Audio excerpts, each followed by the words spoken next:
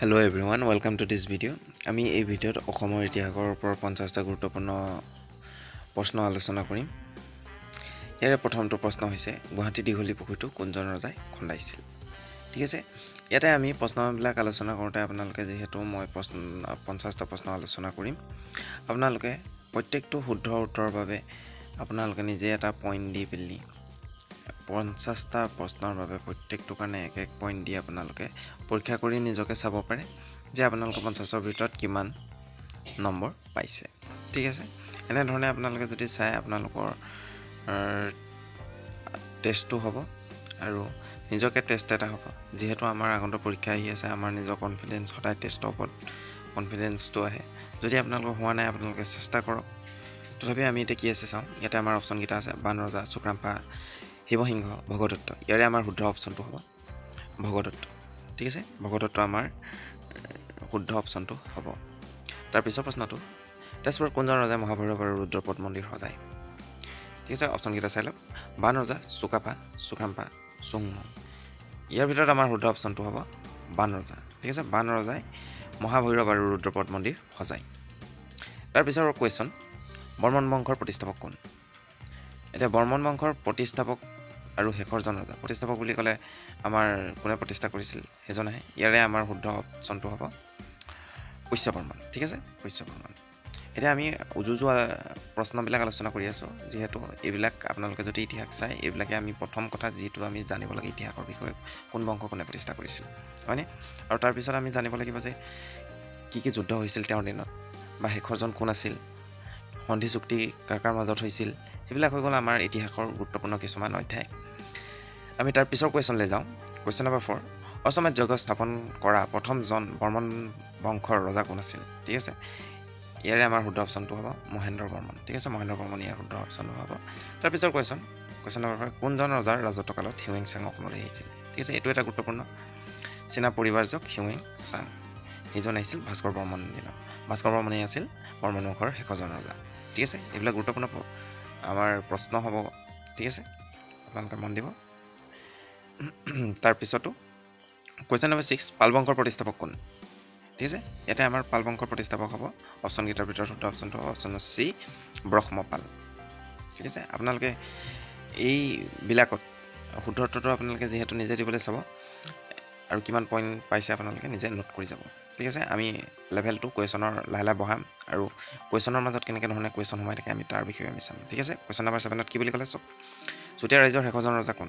ঠিক আছে, চুতীয়া ৰাজ্যৰ শেষৰজন ৰজা হৈ গ'ল আমাৰ অপশ্যনকেইটাৰ ভিতৰত হৈ গ'ল নীতিপাল। ঠিক আছে, এতিয়া আমাৰ চুতীয়া ৰাজ্যৰ প্ৰথমজন ৰজা কোন আছিল। যদি আমি তেনেকৈ ধৰণে প্ৰশ্নটো আহে তেতিয়াহ'লে ক'ব লাগিব যে বীৰপাল। বীৰপালে চুতীয়া ৰাজ্যৰ প্ৰথম শাসনভাৰ গ্ৰহণ কৰিছিল।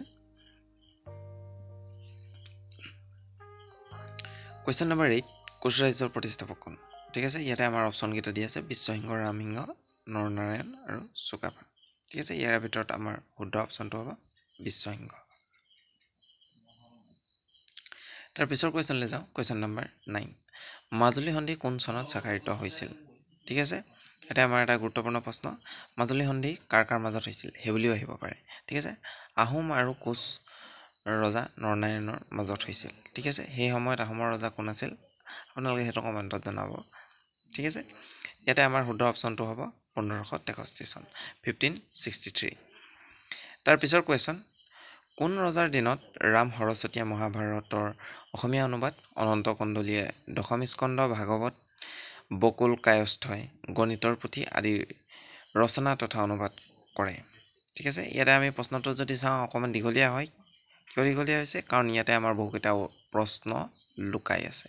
প্ৰশ্নৰ মাজত প্ৰশ্ন আৰু উত্তৰ আমি ইয়াতে ৰাখিছোঁ যাতে আপোনালোকক সেই প্ৰশ্নটোৰ লগত সংগতি দুই এটা অত্যাধিক অৰ্থাৎ দুই এটা আপোনালোকে এডিশ্যনেল কুৱেশ্যনৰ আনচাৰো কৰিব পাৰে।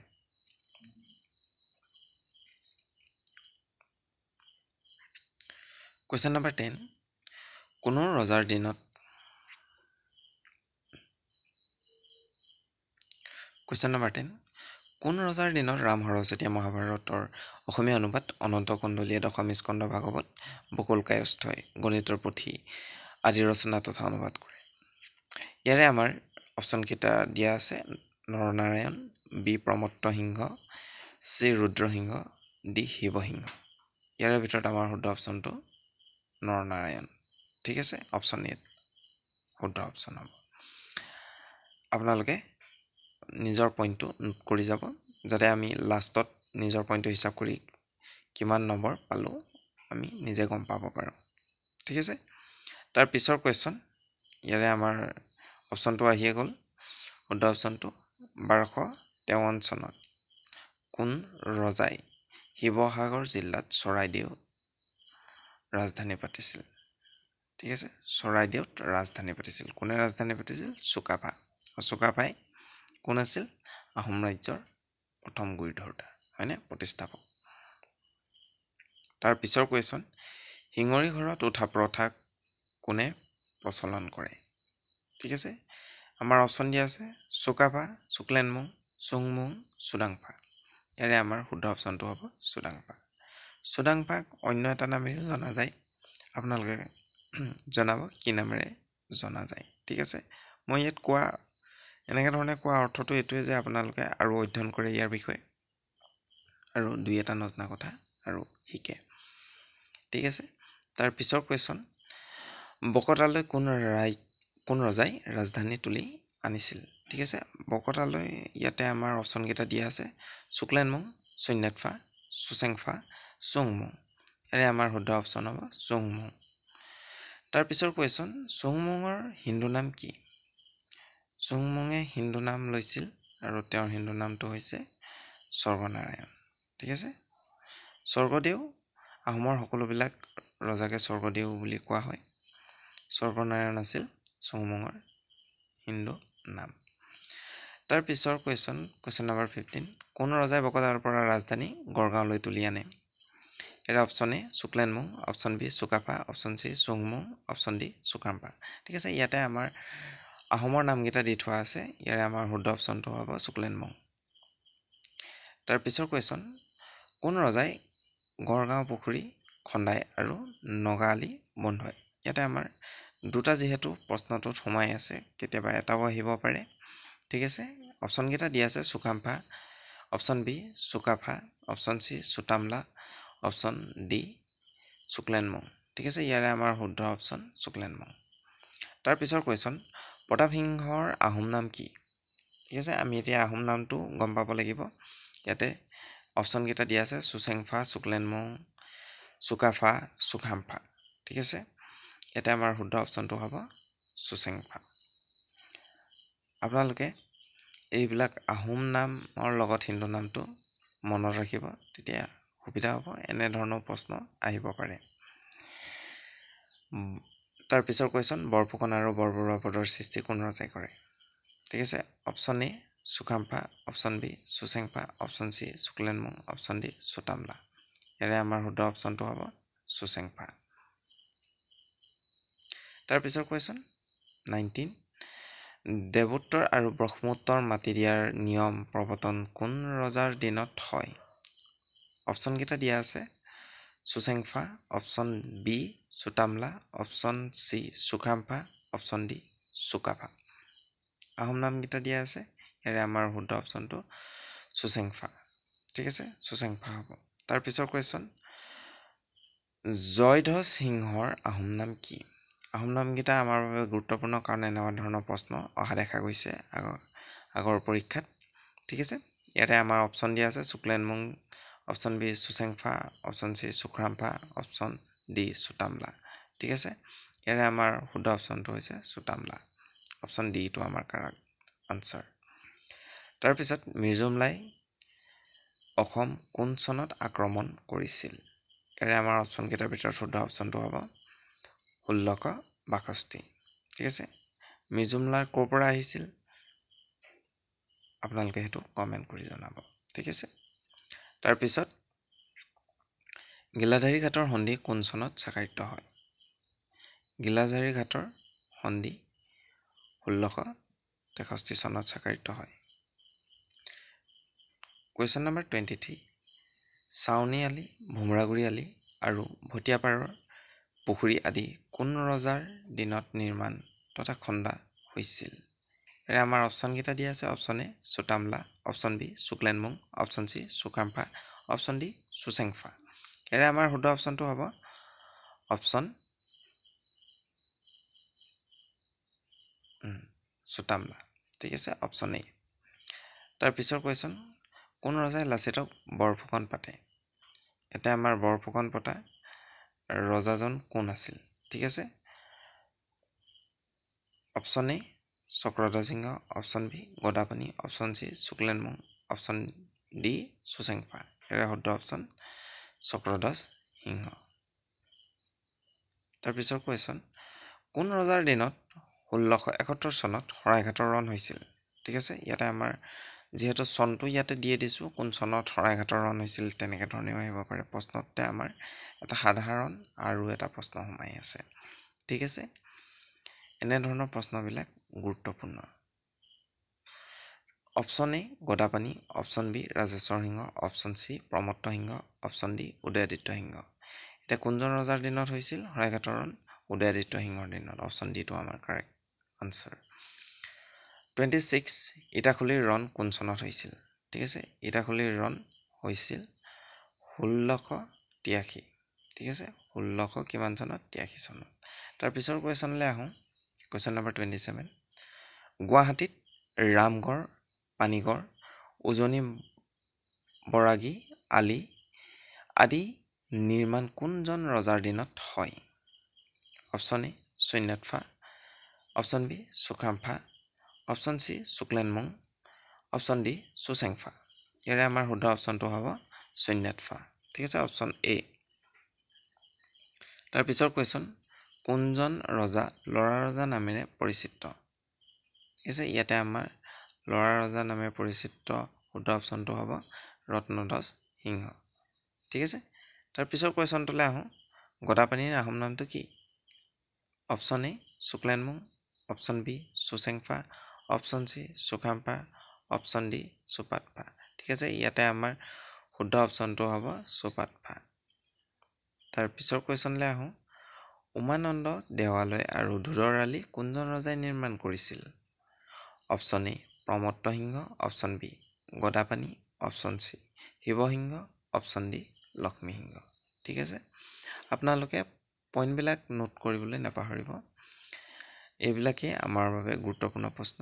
আৰু আপোনালোকে যদি নিজকে আপোনালোকে টেষ্ট কৰি আছে তেনেহ'লে আপোনালোকে পইণ্টটো দি যাব ধুনীয়াকৈ। আৰু শেষত চাব আপোনালোকে 50ৰ ভিতৰত কিমান পইণ্ট কালেক্ট কৰিলে। ঠিক আছে, ইয়াৰে আমাৰ শুদ্ধ অপশ্যনটো হ'ব গদাপাণি। তাৰপিছৰ কুৱেশ্যনলৈ আহোঁ। ৰুদ্ৰসিংহৰ আহোম নামটো কি? ঠিক আছে, এতিয়া আহোম নামটো ইয়াৰে ভিতৰত কোনটো হ'ব? চুকাম্ফা, শুক্লেনমুং, চুপাতফা, চুচেংফা। ঠিক আছে, ইয়াতে আমি প্ৰায়বিলাক নাম আলোচনা কৰিলোৱে, হয়নে? এতিয়া আমাৰ ইয়াতে শুদ্ধ অপশ্যন চুকাম্ফা। তাৰপিছৰ কুৱেশ্যন, কোনজন ৰজাই আহোমৰ ৰাজধানী ৰংপুৰত পাতিছিল? ঠিক আছে, option A Sukhampha, option B Gadapani, option C Pramatta Singha, option D Suklenmung. ইয়াতে শুদ্ধ অপশ্যন এ চুকাম্ফা। তাৰপিছৰ কুৱেশ্যনলৈ আহোঁ। কুৱেশ্যন নম্বৰ 33, জয়দৌল, জয়সাগৰ পুখুৰী, ৰংপুৰত ৰংঘৰ, কাৰেংঘৰ, নামডাঙৰ শিলৰ সাঁকো, খৰিকটীয়া আলি, মেটেকা আলি আদি কোনজন ৰজাই নিৰ্মাণ কৰিছিল? Option A Rudra Singha, option B Gadapani, option C Pramatta Singha, option D Rajeswar Singha. ঠিক আছে, ইয়াৰে ভিতৰত আমাৰ শুদ্ধ অপশ্যনটো হৈছে ৰুদ্ৰসিংহ। ৰুদ্ৰসিংহই নিৰ্মাণ কৰিছিল। আপোনালোকে মনত ৰখা আৰু এটা টিক্স ব্যৱহাৰ কৰিব পাৰে। যোনবিলাকত জয়দৌল, জয়সাগৰ, ঠিক আছে, জয় আছে, সেইবিলাক ৰুদ্ৰসিংহই নিজৰ মাকৰ স্মৃতিস্বৰূপে নিৰ্মাণ কৰিছিল। ঠিক আছে, তাৰ পিছলৈ যাওঁ। শেনচোৱা বৰুৱা পদৰ সৃষ্টি কোনজন ৰজাই কৰে? শেনচোৱা বৰুৱা পদৰ সৃষ্টি কোনজন ৰজাই কৰিব? ইয়াতে আমাৰ অপশ্যনকেইটা দিয়া আছে, গদাপাণি, প্ৰমত্ত সিংহ, ৰুদ্ৰসিংহ, শিৱসিংহ। ইয়াতে শুদ্ধ অপশ্যন ৰুদ্ৰসিংহ।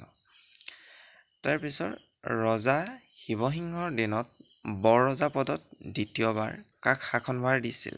ইয়াতে আমাৰ অপশ্যনকেইটা দিয়া আছে, অম্বিকা দেৱী, ফুলেশ্বৰী দেৱী, ফুলেশ্বৰী কোঁৱৰী, সৰ্বেশ্বৰী কুলংগন নয়নী। ঠিক আছে, ইয়াৰে ভিতৰত আমাৰ শুদ্ধ অপশ্যনটো হ'ব অম্বিকা দেৱী। শিৱসিংহৰ মুঠতে 3গৰাকী পত্নী বৰৰজা অৰ্থাৎ শাসনভাৰ চলাইছিল ৰজা হিচাপে, আৰু ইয়াতে আমাৰ ফুলেশ্বৰী কোঁৱৰী সৰ্বপ্ৰথম আছিল, তাৰপিছত অম্বিকা দেৱী, তাৰপৰা সৰ্বেশ্বৰী। তাৰপিছৰ কুৱেশ্যন নম্বৰ 36, কোনগৰাকী আহোমৰ বৰৰাণীৰ দিনত শিৱসাগৰৰ শিৱদৌল নিৰ্মাণ কৰা হৈছিল? ঠিক আছে, ইয়াতে আমাৰ শুদ্ধ অপশ্যন হ'ব অম্বিকা দেৱী। কুৱেশ্যন নম্বৰ 37, ধাইআলি, গৌৰীসাগৰ পুখুৰী, শিৱসাগৰ পুখুৰী কোন ৰজাৰ দিনত নিৰ্মাণ তথা খন্দা হৈছিল? Option A Siva Singha, option B Gadapani, option C Lakshmi Singha, option D Pramatta Singha. ঠিক আছে, আপোনালোকে যদি ভিডিঅ'টো চাই ভাল পাইছে তেনেহ'লে লাইক আৰু শ্বেয়াৰ কৰিব, আৰু প্ৰথমবাৰৰ বাবে আমাৰ চেনেললৈ আহিলে ছাবস্ক্ৰাইব কৰি থ'ব। এনেধৰণৰ ভিডিঅ'সমূহ আপোনালোকে পাই থাকিবৰ বাবে বেল আইকনটো দবাই থ'ব। এতিয়া আমাৰ ইয়াৰে ভিতৰত শুদ্ধ অপশ্যনটো হ'ব শিৱসিংহ। ঠিক আছে, তাৰ পিছলৈ আহোঁ। কোন ৰজাৰ দিনত সুকুমাৰ বৰগোহাঞিৰ হস্তি বিদ্যাৰৱন ৰচনা কৰা হৈছিল? Option A Siva Singha, option B Lakshmi Singha, option C Rudra Singha, option D Pramatta Singha. ইয়াৰ ভিতৰত শুদ্ধ অপশ্যনটো হ'ল শিৱসিংহ। নেক্সট কুৱেশ্যন 39, গড়গাঁৱৰ সিংহদুৱাৰ, গুৱাহাটীৰ শুক্ৰেশ্বৰ আৰু ৰুদ্ৰেশ্বৰ মন্দিৰ কোনজনা ৰজাই নিৰ্মাণ কৰিছিল? Option A Pramatta Singha, option B Lakshmi Singha, option C Rudra Singha, option D Siva Singha. ইয়াৰ ভিতৰত আমাৰ শুদ্ধ অপশ্যন প্ৰমত্ত সিংহ। ঠিক আছে, অপশ্যন এ। তাৰপিছৰ কুৱেশ্যন নম্বৰ 40, আৰু 10টা কুৱেশ্যন আছে আমাৰ। ঠিক আছে, এইটো আমাৰ 40 নম্বৰ কুৱেশ্যনটো। কোন চনত নৰনাৰায়ণে কমতা ৰাজ্যক কোচবিহাৰ আৰু কোচহাজো বুলি ভাগ কৰিছিল? ইয়াতে আৰু এটা ধৰণে প্ৰশ্ন আহিব পাৰে যে কোনে ভাগ কৰিছিল? এটা নৰনাৰায়ণে ভাগ কৰিছিল কমতা ৰাজ্যক। ঠিক আছে, এতিয়া কোন চনত? এতিয়া আমাৰ ইয়াৰে শুদ্ধ অপশ্যনটো হ'ব অপশ্যন নম্বৰ ডি 1581 চনত। ঠিক আছে, 1581। তাৰপিছৰ কুৱেশ্যন, মণিপুৰৰ ৰজাই নিজৰ জীয়ৰীক কুলংগন নয়নীক আহোমৰ কোনজন ৰজালৈ বিয়া দিছিল?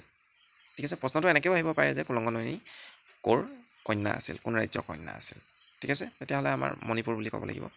এতিয়া ইয়াতে আমাৰ কোনজন ৰজা আছিল? Option A Lakshmi Singha, option B Rudra Singha, option C Pramatta Singha, option D Rajeswar Singha. ঠিক আছে, আপোনালোকে শুদ্ধ উত্তৰ হৈছেনে চাব। ইয়াতে আমাৰ শুদ্ধ অপশ্যনটো হ'ব ৰাজেশ্বৰ সিংহ। ঠিক আছে, তাৰপিছৰ কুৱেশ্যনলৈ আহোঁ। গড়গাঁৱৰ কাৰেংঘৰ, বশিষ্ঠাশ্ৰম মন্দিৰ, নৱগ্ৰহ মন্দিৰ, মণিকৰ্ণেশ্বৰ দেৱালয়, চিত্ৰাচল মন্দিৰ, হৰগৌৰী দেৱালয়, ৰংপুৰৰ তলাতল ঘৰৰ নিৰ্মাণ কোনজনা ৰজাৰ দিনত হৈছিল? ঠিক আছে, ইয়াতে আমাৰ বহুকেইটা এডিশ্যনেল কুৱেশ্যন সোমাই গ'ল কুৱেশ্যনটোত। ঠিক আছে, আপোনালোকে মন কৰিব কোনকেইটা আমাৰ পইণ্ট ইয়াতে আমাৰ, যে আমাৰ গোটেইকেইটা নাহিবও পাৰে, এটাও আহিব পাৰে যে মণিকৰ্ণেশ্বৰ দেৱালয় কোনজন ৰজাৰ দিনত নিৰ্মাণ কৰা হৈছিল। তেতিয়া আমি ইয়াতে চাম, অপশ্যন দিয়া আছে ৰাজেশ্বৰ সিংহ, অপশ্যন বি প্ৰমত্ত সিংহ, অপশ্যন চি লক্ষ্মী সিংহ, অপশ্যন ডি ৰুদ্ৰসিংহ। ইয়াতে ৰাজেশ্বৰ সিংহ আমাৰ বাবে শুদ্ধ অপশ্যনটো হ'ব। ঠিক আছে, যদি আপোনালোকে ৰাজেশ্বৰ সিংহ বুলি ভাবিছিল তেতিয়াহ'লে আপোনালোকৰ শুদ্ধ হৈছে। তাৰপিছৰ কুৱেশ্যন, 1769 চনত মোৱামৰীয়া বিদ্ৰোহ কোন ৰজাৰ দিনত হৈছিল? ঠিক আছে, এতিয়া মোৱামৰীয়া মুঠতে 3বাৰকৈ বিদ্ৰোহ কৰিছিল। আপোনালোকে চাব যে কোন কোন কেইটা চনত। আৰু ইয়াতে আমি আৰু এটা কথা গম পাব লাগিব যে কোন ৰজাৰ দিনত হৈছিল। ঠিক আছে, মোৱামৰীয়া বিদ্ৰোহ কেতিয়া আৰম্ভ হৈছিল, কেইবাৰ হৈছিল, আৰু সেই সময়ৰ ৰজা কোন আছিল? এতিয়া আমাৰ ইয়াত প্ৰশ্নটোত শুদ্ধ অপশ্যনটো হ'ব লক্ষ্মীসিংহ। ঠিক আছে, তাৰপিছত যাওঁ, ৰুদ্ৰসাগৰ পুখুৰী কোনজন ৰজাই খন্দাইছিল? ৰুদ্ৰসাগৰ পুখুৰী। এতিয়া আমাৰ ইয়াতে কনফিউজ হ'ব লাগিলে আমাৰ মাৰ্কছটো আমি হেৰাব পাৰোঁ। ৰুদ্ৰসাগৰ আছে, ৰুদ্ৰসিংহ হ'ব পাৰে বুলি যদি ভাবি দিওঁ তেতিয়াই আমাৰ উত্তৰটো ভুল হৈ আহিব। ঠিক আছে, আমি চাম এতিয়া ইয়াতে শুদ্ধ অপশ্যনটো হৈছে লক্ষ্মীসিংহ। ঠিক আছে, লক্ষ্মীসিংহ। তাৰপিছৰ কুৱেশ্যনলৈ আহোঁ 45, কোনজনা ৰজাই মোৱামৰীয়া নিধন নীতি অৱলম্বন কৰিছিল? এতিয়া মোৱামৰীয়া নিধন নীতি মোৱামৰীয়াৰ বিদ্ৰোহ কমাবৰ বাবে কৰা হৈছিল, কিন্তু ইয়াৰ পৰিণতি ওলোটাহে হৈছিল। ঠিক আছে, কোনজন ৰজাৰ দিনত হৈছিল? গৌৰীনাথ সিংহৰ দিনত। ঠিক আছে, যদি আপোনালোকে গৌৰীনাথ অপশ্যন ডি চুজ কৰিছিলে তেতিয়াহ'লে আপোনালোকৰ শুদ্ধ হৈছে। কুৱেশ্যন নম্বৰ 46, কোনজন ৰজাই আহোমৰ ৰাজধানী ৰংপুৰৰ পৰা যোৰহাটলৈ 1794 চনত তুলি নিছিল? অপশ্যনকেইটা দিয়া আছে গৌৰীনাথ সিংহ, প্ৰমত্ত সিংহ, ৰুদ্ৰসিংহ আৰু শিৱসিংহ। ঠিক আছে, ইয়াতে আমাৰ প্ৰশ্নটোত আৰু এটা আমাৰ প্ৰশ্ন সোমাই আছে যে কোন চনত। ঠিক আছে, 1794, 1794। এতিয়া ইয়াৰে আমাৰ শুদ্ধ অপশ্যনটো হ'ব, যদি আপোনালোকে অপশ্যন এ চুজ কৰিছে তেতিয়াহ'লে আপোনালোকৰ শুদ্ধ হৈছে গৌৰীনাথ সিংহ ঠিক আছে 47 দন্দুৱা দ্ৰোহ কোন ৰজাৰ দিনত হৈছিল ইয়াৰে আমাৰ অপচন কেইটা দিয়া আছে গৌৰীনাথ সিংহ কমলেশ্বৰ সিংহ প্ৰমত্ত সিংহ ৰাজেশ্বৰ সিংহ ঠিক আছে ইয়াৰে শুদ্ধ অপচনটো হ'ব কমলেশ্বৰ সিংহ দন্দুৱা দ্ৰোহ বদন বৰফুকনে কোন চনত অসমলৈ মানশূন্য আনিছিল এইটো এটা প্ৰায় আহি থকা প্ৰশ্ন এনেকুৱা ধৰণৰ প্ৰশ্ন আমি দেখিবলৈ পাওঁ ইয়াতে আমাৰ শুদ্ধ অপচনটো হ'ব 1817 চনত ঠিক আছে 1817 অপচন বি তাৰ পিছৰ কোৱেশ্চন ইংৰাজৰ বিৰুদ্ধে প্ৰথম বিদ্ৰোহ গমধৰ সিংহৰ দ্বাৰা কোন চনত হৈছিল ঠিক আছে গমধৰ সিংহ বা গমধৰ কোঁৱৰ একেজন ব্যক্তিয়ে কোঁৱৰ আছিল আৰু নিজক মানে ৰজা হোৱাৰ পিছত তেওঁ নিজকে ৰজা বুলি ঘোষিত কৰি তেওঁ সিংহ উপাধি লৈ বিদ্ৰোহ কৰিবলৈ আগবাঢ়িছিল ঠিক আছে তেতিয়া তেওঁ বিফল হৈছিল ইয়াৰে আমাৰ শুদ্ধ চনটো হ'ব 1828 ঠিক আছে তাৰ পিছলৈ যাওঁ আহোমৰ শেষৰজন ৰজা কোন আছিল আজিৰ শেষৰটোৰ প্ৰশ্ন ইয়াতে আমাৰ ওলাই গ'ল অপচনটো পুৰন্দৰ সিংহ ইয়াতে আৰু কিছুমান ধৰণে প্ৰশ্নৰ হ'ব পাৰে ঠিক আছে আমি উত্তৰ দিব পাৰোঁ যে কোনটো চুক্তিৰ আহোম আৰু অৰ্থাৎ পুৰন্দৰ সিংহ আৰু ইংৰাজৰ মাজত কোনটো চুক্তিৰ দ্বাৰা পুৰন্দৰ সিংহ পুনৰ শাসনভাৰ গ্ৰহণ কৰে এতিয়া আমাৰ সেই সন্ধিটো আছিলে গুৱাহাটী সন্ধি ঠিক আছে আৰু কিমান চনত হৈছিল সেইবিলাক আপোনালোকে চাব এইটো ইয়াণ্ডাবু সন্ধিৰ পিছতেই হৈছিল আৰু এই সন্ধিৰ কেইবা বছৰমান পিছতহে তেওঁ শাসনভাৰ পাইছিল আজিলৈ ইমানেই আমি পুনৰ লগ পাম এটা নতুন ভিডিঅ'ত নতুন তথ্যৰ সৈতে আপোনালোকে যদি ভিডিঅ'টো লাভদায়ক বুলি ভাবিলে তেনেহ'লে লাইক আৰু শ্বেয়াৰ কৰিব চেনেলত প্ৰথমবাৰৰ বাবে আহিলে আপোনালোকে ছাবস্ক্ৰাইব কৰি থ'ব ধন্যবাদ